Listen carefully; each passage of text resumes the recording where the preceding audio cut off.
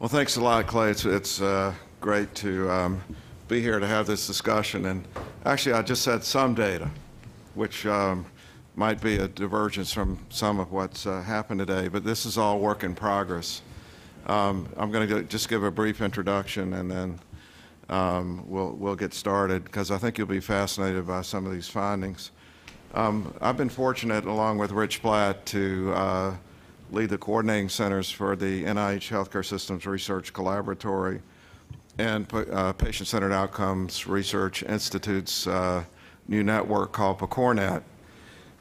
We were fortunate, together with the CTSA organization, which I'm also a part of at Duke University, to receive some supplemental funds from the NIH to do some empirical ethics research, to really try to understand the issues of what patients, IRB chairs, and other people think about what should be done with many of these issues.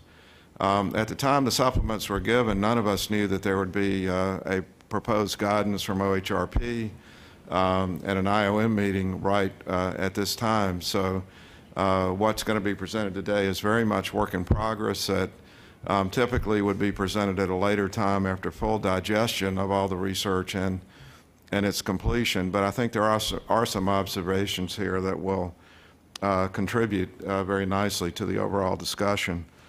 As we've been listening today, we've sort of been trying to think about the right order to do things, and I think we've decided that it would be best to let Kevin Weinfurt start out with a project which is part of the NIH Collaboratory, which is very much in midstream at this point, but has gone through a set of focus groups that I think will provide some very provocative findings from patients in particular.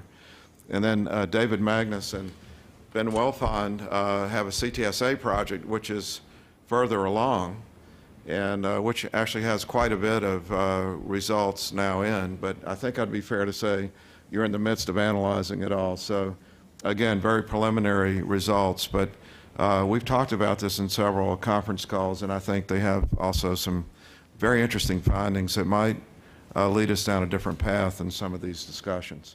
So with that, I'll turn it over to Kevin to present the collaboratory findings.